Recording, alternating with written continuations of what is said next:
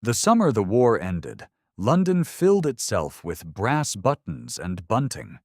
Every window on every fashionable street held some version of celebration, whether flowers or candles, or a portrait of the Prince Regent looking more comfortable than he deserved.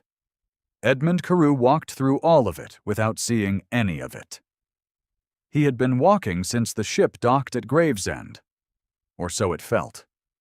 He had been given a medal, a new title, and 3 weeks of congratulations from men who had not spent a single night in a French prison. He had accepted all of it with the face he had learned to keep in captivity, the face that said nothing was wrong. The townhouse on Curzon Street was not his. He had known that before he arrived. His solicitor had made it plain in a letter so carefully worded that it almost succeeded in not saying the terrible thing it was saying. Your wife, my lord, being informed by regimental dispatch of your death at Salamanca, and having received no correspondence from you in the ensuing 15 months, was subsequently remarried in the spring of 1814 to Sir Gerald Vane of Cavendish Square, the union being contracted in good faith and under the legal provision for presumed death. The marriage is considered valid in law. Edmund had read the letter twice. Then he had folded it into the breast pocket of his coat, next to the place where the scar on his shoulder still pulled, when the weather was cold, and he had not read it again. He stood now on the pavement opposite the Curzon Street house. It was past 9 in the evening, and the windows of the first floor were lit, and inside one of them he could see a woman sitting at a writing desk. She was wearing evening dress, which meant she had been out and had returned, or there were guests she was waiting to receive, or she was simply the kind of woman who changed for the evening as a matter of discipline. He would not have been able to say which. He had not seen her face yet. He knew her posture. He had spent 4 years learning her posture. A man's hand came to rest on her shoulder from behind. She did not turn. Edmund stepped back from the window. He stood in the shadow of the opposite railing for a long moment. The rain that had followed him from Gravesend had followed him here as well. A soft, persistent English rain that was doing nothing useful to his coat. He was aware of the weight at his hip, the dress sword they had given him at the investiture. He was aware of the light in the window, and the 2 figures inside it, and the particular quality of distance that a window creates, which is the distance of watching without being seen. He did not ring the bell. He turned and walked north, toward the rooms in Half Moon Street, where Charles Whitmore was waiting with cold supper and the good sense not to ask too many questions. He walked past 2 link boys and a closed carriage and a party of laughing officers who recognized the campaign buttons on his coat and called out to him and did not notice when he did not slow his step. He was home. He simply did not know yet what home was. Cecily Carew had been told she was a widow on a Tuesday in October of 1813. The dispatch had arrived at the house in Bath where she had been staying with her younger sister, Louisa, while Edmund's regiment was in the peninsula. She had been in the morning room, cutting stems for a vase that would never hold those flowers, when the footman brought the sealed paper on a tray. She had recognized the regimental seal before she touched it, and the recognition moved through her chest like cold water, and she did not open it for an hour. She had been married to Edmund Carew, Viscount Ashford, for 3 years. She was 21 years old. They had spent 8 months together as man and wife before his regiment was recalled to the peninsula, and in those 8 months she had learned the shape of him, in all the ways that matter. Which is to say, she had learned what he feared, and what he would not admit to fearing, and what he found beautiful in things that other men walked past, and the sound his breathing made in the night, when he was dreaming badly. She had written him twice a week from the moment he sailed. She had received letters from him regularly for the first year. Then, in the spring of 1813, the letters stopped. She had told herself it was the campaign. She had told herself the post was unreliable. She had told herself a dozen rational things over 7 months of silence, and by October she had run out of rational things to tell herself. And then the regimental dispatch arrived. His body had not been recovered. The dispatch said so, in the formal language that meant there was nothing to bury, which was its own cruelty. She had sat with it for 15 months. She had written to the regiment twice. She had received a reply that confirmed the dispatch's findings. She had prayed and waited and tried to believe in the space between confirmed dead and simply gone. And at the end of 15 months, the family had assembled around her with the patient collective pressure that only families can produce, and her father's solicitor had come to Bath, and the papers had been drawn, and in the spring of 1814 she had married Gerald Vane. She had not loved him. She had known she did not love him, and she had married him anyway, which was the decision she had made in the absence of the man she did love, and which she did not permit herself to revisit. She had managed Vane's household as she managed everything, with a thoroughness that asked nothing in return. She had attended his dinners and accepted his guests and worn the cream gown Harriet had suggested, and she had done it all with the composure that the season had mistaken for contentment. What she did not know, because she could not have known it, was that Edmund had written 4 letters from the French prison at Cavaillon. He had written them between the autumn of 1812 and the spring of 1813, when the Portuguese resistance contact who served as courier had been reliable. He had sealed them with pressed wax and addressed them in his close, careful hand, and given them to the courier with the faith of a man who had no other instrument. None of them had arrived in Bath. She had received none of them. The courier had lost 2 to a French search and redirected the others to the wrong English address. One of these had eventually, after many months, found its way to Cecily's family house in Bath. By the time it arrived, she was Mrs. Vane. Her younger sister Louisa had held the letter. She had not known what to do with it. She had placed it in the bureau drawer and written to Cecily, and received back a reply so brief and composed that Louisa had not quite known how to proceed, and so the letter had remained in the bureau, unopened. In the summer of 1815, Cecily was 24 years old, and she was in London with her husband, and she was, by the season's collective verdict, precisely what Lady Harriet Beaumont had called her one morning in May, in a low-voiced aside to Mrs. Chalmers behind the cover of an ivory fan, naming her the widow who forgot to mourn. It was not the worst thing the season had said about her. It was merely the most accurate, in the way that a truth with a wound inside it is always more accurate than a lie. Edmund called on Vane 3 days after arriving in London. His solicitor had advised against it. Charles Whitmore had advised against it with more feeling and less legal precision. Edmund had thanked them both and sent a card to Cavendish Square informing Sir Gerald Vane that the Viscount Ashford would call on Thursday at 11. Vane received him in the library. It was a room of considerable expense and no warmth, the books arranged by height rather than subject, the fire low for the season, even though the morning was cool. Vane himself was a large, careful man whose politeness was entirely a matter of calculation, and he shook Edmund's hand as though shaking the hand of someone he intended to outlast. The legal situation, he said, was settled. He had a parliamentary petition already in progress. He bore Edmund no ill will. Edmund was looking past him toward the door. He had not meant to look. He had intended to conduct this interview with his full attention on Vane, who was not an insignificant man, and who controlled at present the daily life of the woman Edmund had come to reclaim. Then the door at the far end of the library opened, and Cecily came through it carrying a small stack of correspondence for the Morning Post, and she stopped when she saw him. She did not drop the letters. That was the first thing he noticed.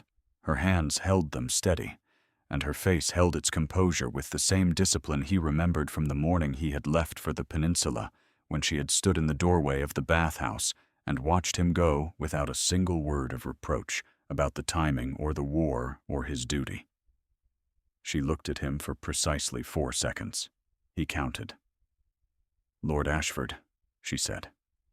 Her voice was what he remembered, exactly what he remembered, which was not a help. "Mrs. Vane," he said, because he had to call her something, and that was the most accurate thing. Something moved across her face that had no name. Then she set the letters on the sideboard and excused herself, and Edmund returned his attention to Vane. He did not stay long. There was no purpose in staying. Vane was correct that the legal situation was structured in his favor, and Edmund had not come to argue law. He had come to see what he was dealing with. He had seen it. He left Cavendish Square at 11:15 and walked back to Half Moon Street in the cool gray morning, and he did not speak until he reached his rooms. What he had seen was that she was well. She was composed and neat and entirely contained, like a wound that had closed over cleanly. She lived in a house that suited her about as well as a cage suits a bird that has learned not to beat its wings against the bars. She had looked at him for 4 seconds, and her hands had not shaken, and he had found this considerably more alarming than if she had wept. He had also seen, on the sideboard beneath the letters she set down, a small packet wrapped in brown paper, already addressed in her handwriting. He had not been close enough to read the direction. He noted that it was not addressed to any name he recognized from among Vane's acquaintance. The following Friday, Vane's household was invited to Lady Harriet Beaumont's garden party in Grosvenor Square, and Edmund was invited as well, and he attended with Whitmore, who was too young to be useful in a social skirmish, but had the virtue of standing at a creditable height and blocking Edmund's view of Harriet long enough for Edmund to decide where to position himself. The garden was full of roses and people who had heard everything about the legal situation and had formed opinions about it. Edmund knew this because they stopped forming opinions precisely when he came within earshot. He had spent enough time in the field to know a tactical pause when he heard one. He was crossing toward the far end of the garden when he heard Lady Harriet's voice. She was speaking to the woman beside her about a matter of no importance, the tone conversational and carrying, the way voices carry when they are intended to carry. "One does admire a woman who is not ruled by sentiment," Harriet said. "I have always thought she was rather enviably practical. Your wife, Gerald, the widow who forgot to mourn. It is not every woman who can distinguish between what is dead and what is merely convenient." Edmund did not turn. He heard, behind him, the sound of glass being set down with precise care. He found Cecily 20 minutes later on the far side of the rose arbor, in conversation with the vicar's wife, a solid woman named Mrs. Ashby, who knew how to stand in front of a person who is enduring something and keep talking about nothing until the enduring is complete. When Harriet's attention moved across the garden toward them, Edmund placed himself between Harriet's line of sight and Cecily's back. "Walk with me," he said quietly, from just behind her shoulder. She hesitated for the length of one breath. Then she thanked Mrs. Ashby for the conversation and turned and walked beside him along the gravel path, away from Harriet, away from the assembled opinion of the season. He did not take her arm. The distance between them was exactly correct by every social measure. It was also not far enough. "You did not have to do that," she said. "I know," he said. She did not say anything else. Neither did he. They walked the full length of the arbor, and at the far end she turned back toward the party, and he watched her go with the specific frustration of a man who has said the wrong true thing. That evening, Edmund found himself at the wrong end of Vane's townhouse, having accepted an invitation to dine and then been installed with Whitmore in a small anteroom while Vane received 2 other guests. The house was quiet, except for the distant sound of the dinner preparations. He had no business in the kitchen passage. He had come looking for the retiring room. He would not have been able to explain, later, precisely why his route took him past the kitchen stairs.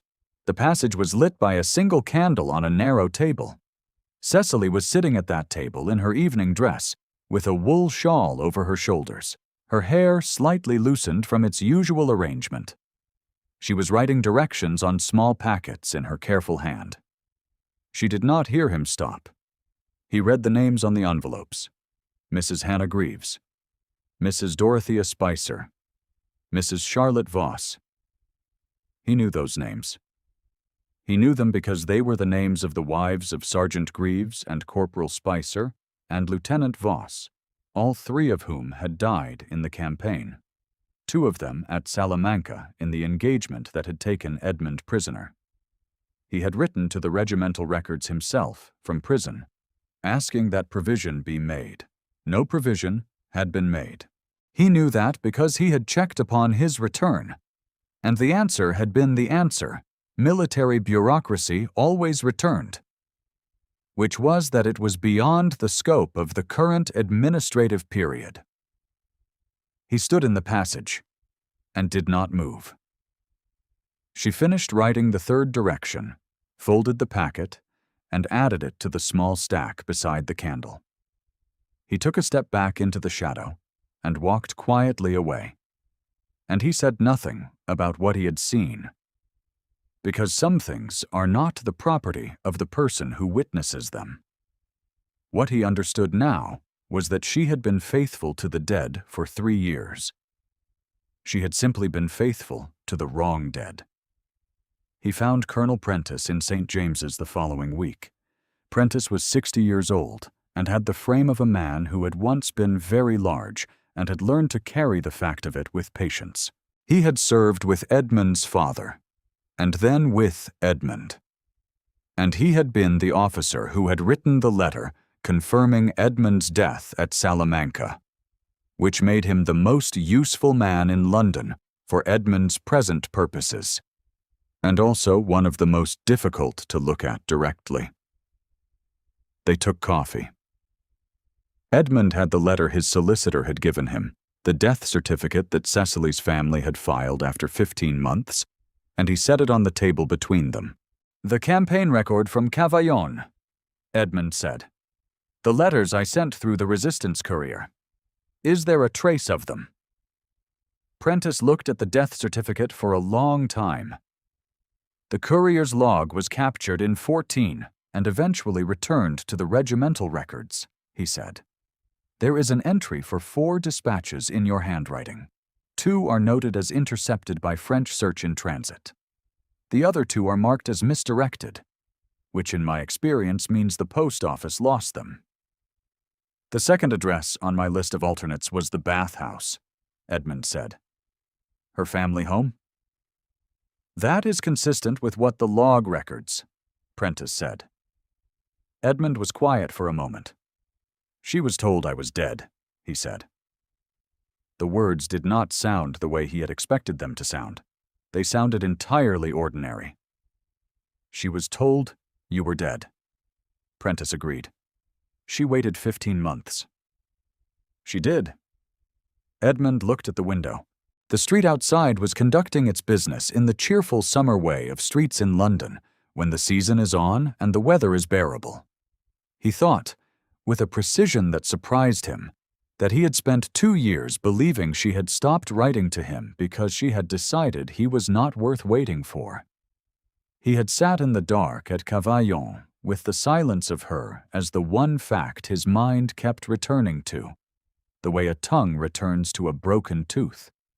He had constructed, across many months and with considerable thoroughness, a portrait of a woman who had made her choice and moved on.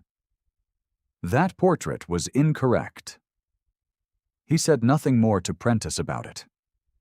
He folded the letter and put it back in his coat and finished his coffee.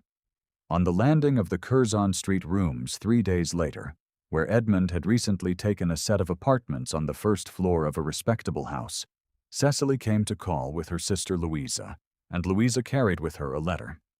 The letter was travel-stained and yellowed at the corners, tied once around with a dark ribbon. Louisa pressed it into Cecily's hands in the front hall below, and Cecily did not open it immediately, which told Edmund, watching from the half-landing above, that she already knew what it was. He went back into his rooms. He could not hear the words below, but he heard the door close, and then he heard nothing for a very long time. She came up 20 minutes later, alone. Louisa had gone.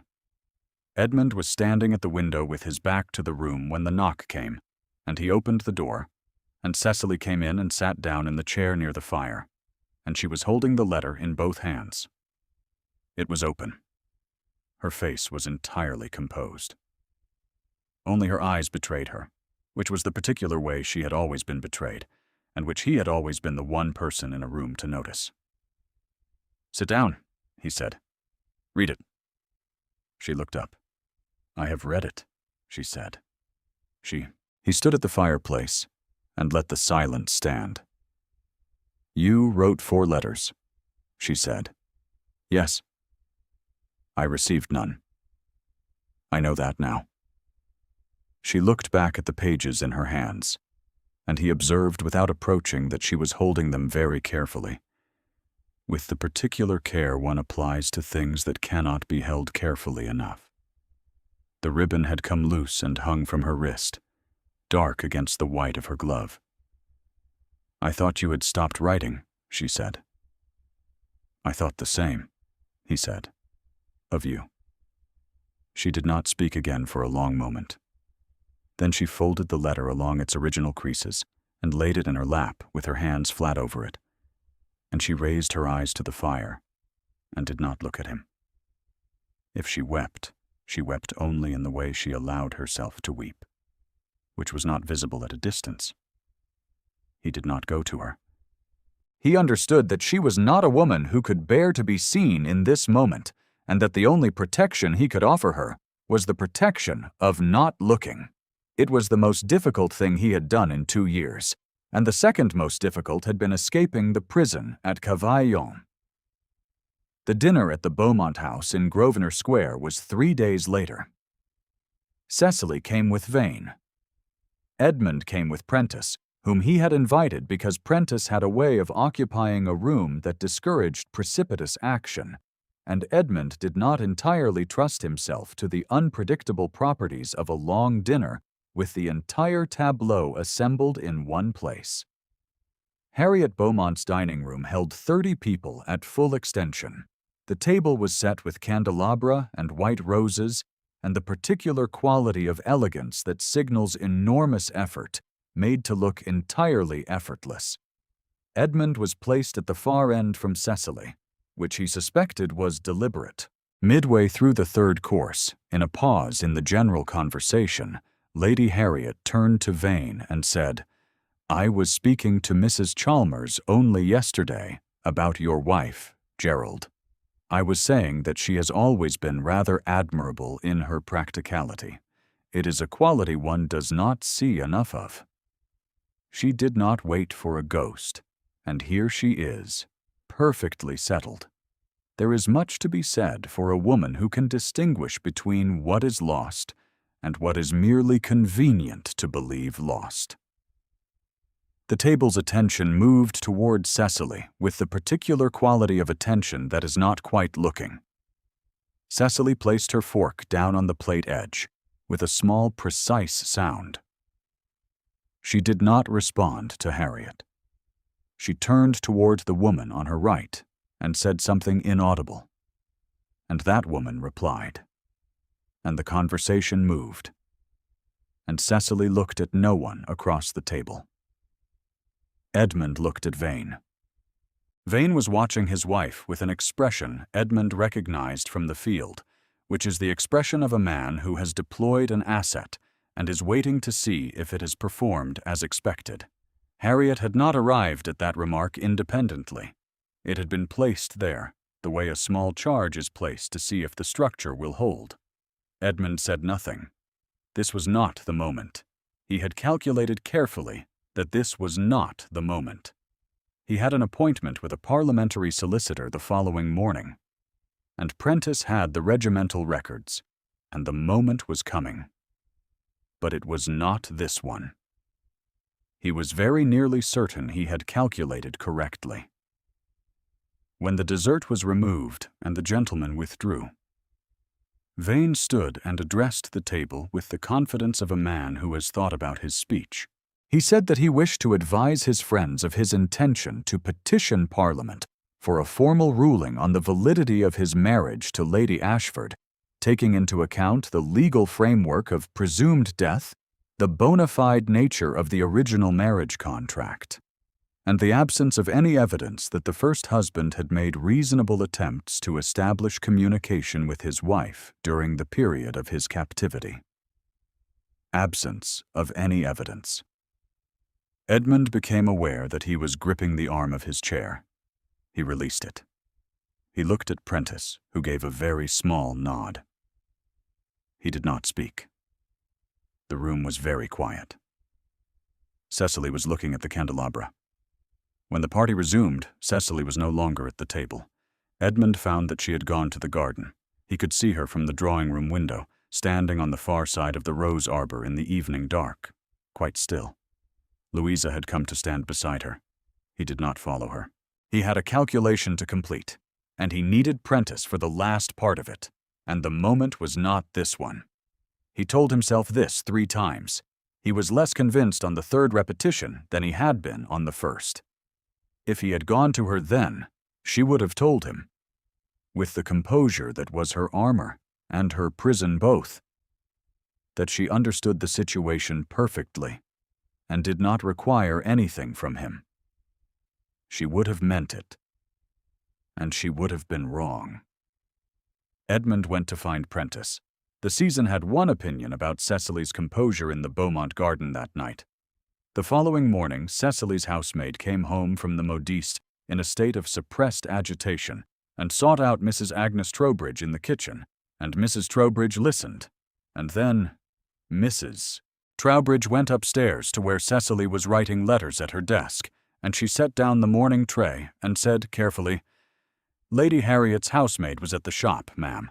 She was telling the other girls what Lady Harriet said at the dressmaker's yesterday morning, that you were the widow who forgot to mourn, that a woman who cannot stay faithful to a ghost could not be expected to stay faithful to anything."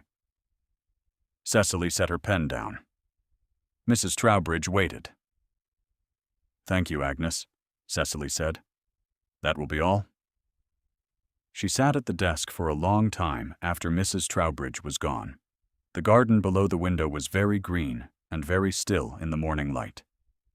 She had believed, in the Beaumont garden last night, that Edmund's silence during Vane's speech had been his answer. He had calculated, she thought, as men of his sort calculated, that the legal structure was insuperable, and that the most rational solution was to allow Vane's petition to proceed, and that therefore there was nothing to be done. She had stood in the Beaumont garden in the dark and understood that she had been abandoned twice, once by death and once by arithmetic. She did not allow herself to hold this understanding for very long, because she was the widow who forgot to mourn, and she had a household to manage. She picked up her pen. If you have stayed with Cecily through the Beaumont garden and the morning after, and the pen she picked up, then you know what kind of woman she was, which is the kind who continues. Leave a comment below if you have loved someone who continues in exactly that way. The second Beaumont garden party of the season was held a fortnight later. It was a warm afternoon in late July, and the roses had gone to their fullest. Harriet had arranged her guests with her characteristic precision. Vane was at the head of the principal table, his wife beside him in a gown the color of old cream that Harriet had suggested at the modiste, because Harriet understood the value of a woman who looked well in rooms that she did not own. 3 members of the parliamentary committee that had received Vane's petition were present. It was not an accident. Colonel Prentice arrived at 2:30 with a leather case under his arm. Edmund arrived at 25 minutes past. Edmund had attended to his dress with an attention he did not generally bring to such things. His campaign buttons were polished. His cravat was correct. He had, Whitmore observed, the expression of a man who had made a decision some time ago, and was arriving now at the point where the decision needed to be executed, and Whitmore had the good sense to remain 2 steps behind him and say nothing. Cecily saw him come through the garden gate. She was standing with Louisa near the rose arbor, holding a glass of iced lemonade that she had not drunk, and she watched him enter, and she watched the quality of his attention, and she put the lemonade down on a passing footman's tray. She did not understand yet what the quality of his attention meant, but she understood that something was different. Vane saw it, too. He set down his own glass and began to cross the garden, and Lady Harriet, at the table, raised her fan and opened it. Edmund found Prentice at the entrance, and they exchanged a brief word, and Prentice opened the leather case and produced a folded document, and Edmund took it and put it in his breast pocket. Then he crossed the garden. He crossed it in the full view of everyone, and the garden did what gardens do when a man of Edmund's bearing crosses them with that particular purpose, which is to say, it quieted. The conversation thinned and stopped. Heads turned with the involuntary attention that a turned tide produces. Lady Harriet's fan stilled at half-height. 3 parliamentary gentlemen at the edge of the table exchanged a glance. Vane reached Cecily first by 3 paces. He placed his hand on her arm, with the specific pressure that communicates possession without communicating anything a witness could characterize as force. Cecily looked down at the hand. Edmund stopped 6 feet away. He did not look at Vane. "Cecily," he said. "Not Lady Ashford. Not Miss Cavendish. Not the form of address the situation required. Her given name, spoken level and certain, in his voice, which was the voice she had listened for through 2 years of silence and believed she would never hear. She looked at him.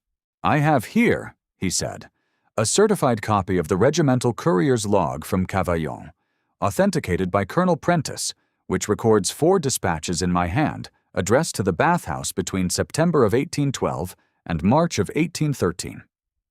2 are logged as intercepted in French territory. 2 are logged as misdirected in the British post. There is no record of any correspondence from my wife during this period being received at Cavaillon, which is consistent with my own understanding that no such correspondence arrived." He paused. "The petition your husband has placed before Parliament rests on the argument that I made no reasonable attempt to communicate with my wife during my captivity. This document is the record of 4 attempts. I will be presenting it to the committee on Monday." The garden was entirely still, Vane said, in a voice carefully calibrated to hold its steadiness. "The legal question remains open. This document does not settle the matter." "I am not speaking to you," Edmund said. He took 2 steps forward, which brought him to Cecily, and he looked at her, and she looked at him. And between them was the distance of 2 years and 4 letters, and a death that was not a death, and a marriage that should not have been a marriage, and all of it was present in the space between their faces. "She is my wife," he said. "She has always been my wife." 11 words, no volume above a quiet conversation, no tremor. Every member of the garden party heard them. Lady Harriet's fan came down to her lap. Vane opened his mouth. He closed it. He was a careful man, a man who calculated. And what he calculated in this moment was the arithmetic of the document in Edmund's breast pocket, and the 3 parliamentary gentlemen at the garden table, and Colonel Prentice standing at the gate with his case, and the arithmetic did not resolve in his favor. He stepped back. It was not a dramatic withdrawal. It was the orderly retreat of a man who has decided to conduct his defeat at a solicitor's office rather than a garden party, which was, in the end, the most sensible thing Gerald Vane had done in the 2 years since he had contracted a marriage with a woman whose first husband was still alive in a French prison. Cecily's composure had held through all of it. She was, as she had always been, the most composed person in the room. Then Edmund reached out and took her hand. Not her arm. Her hand. Her breath came in on a small, audible catch, and her composure did not exactly break, but it moved. The way ice moves over a river in the first week of a thaw. And the thing that came through it was not triumph or relief, but something older and more precise, which was the feeling of a woman who had continued for 2 years and had not known until this moment what she had been continuing toward. She held his hand. The garden watched. Lady Harriet, to her credit, did not say anything.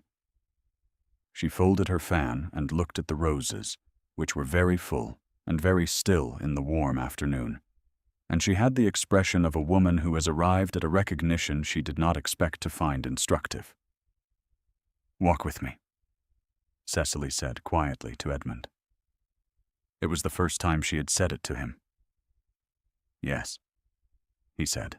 They walked the length of the garden together, past the roses and the silent guests, and the 3 parliamentary gentlemen who were already exchanging the quiet words that precede a procedural about-face, and out through the garden gate into the street.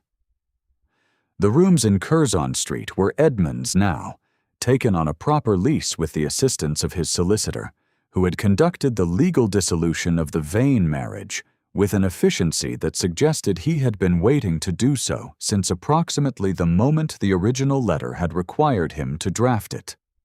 The rooms were not large, and they were not elaborate, and they contained exactly the furniture that 2 people require when what they require from a room is not impressiveness, but warmth. On the evening of the first Thursday in August, Cecily was sitting near the fire. The fire was small for the season, lit because the evening had come in cool after a day of summer rain. She was wearing a simple cream dress that was not evening dress, because she was in her own home, and there was no one to perform for. And she had not yet grown entirely comfortable with the fact of that. Her dark auburn hair was down. She had only recently begun allowing it, here, in these rooms, without the updo that was the armor she had worn since October of 1813. The household ledger was open on her lap. She had been keeping accounts. She was, as Edmund had discovered within 10 days of the legal dissolution, an exceptionally competent manager of a household's finances. He had told her so. She had told him it was a matter of necessity, not talent, and he had told her it was both, and she had not argued, which meant she was beginning to believe him. The letter from Bath was pressed between the pages of the ledger in the section for the month of October, because that was where it belonged. It was the letter Louisa had held, the one Edmund had written in the autumn of 1812 from the prison at Cavaillon. She had read it 5 times. She did not read it often, but she kept it there. Edmund came in from the next room and stood behind her chair, and she turned the page of the ledger, and he said, "Mrs. Greaves wrote to acknowledge last month's packet." Cecily looked up. "She acknowledged it to me." "She wrote to me," he said. "She did not know where else to direct it. She asked whether she was to understand that the assistance would continue." He paused. "I wrote back that it would. I have added Corporal Spicer's widow as well. Her name is Dorothea." Cecily was quiet for a moment. "I know her name," she said. "I know you do," he said. The fire gave a small sound. Outside the window, the street was settling into the particular quiet of an August evening in London, when the late light goes amber, and the city exhales. Cecily looked at the letter pressed in the ledger, and she thought of a man writing in a French prison in the autumn, writing with the faith of someone who could not afford to consider whether the letters would arrive. She thought of the 4 letters. She thought of the long continuance. "Edmund," she said. He had pulled the chair from the writing desk and sat down beside her, close, in the manner of a man who has spent 2 years without the person he wished to be close to, and has therefore ceased to be concerned about the proper distance. His arm was along the back of her chair. His gray eyes were on the fire. "I should like," she said carefully, "to not be the widow who forgot to mourn. I should like, if it is possible, to simply be what I am." He turned his head and looked at her. The fire was warm on her face. The gold locket at her throat caught the light. "You are Cecily," he said. "You have always been Cecily." She held the ledger in her lap with the letter inside it, and the fire burned, and outside the August evening was long and soft, and this was the room that was hers, and the man beside her was the man who had written to her from a French prison 4 times, and come home to find her gone and come for her anyway. She did not weep. She had spent 2 years of weeping, and she was done with it. She leaned her head very slightly against his shoulder. He did not move. His breathing steadied, the way it did when he was being careful, the way she had learned years ago in the 8 months they had had before everything. The fire burned low. The street outside was entirely quiet. If you have listened to her story until the end, then you know what it is to continue, when continuing is the only thing left to do. Thank you for staying.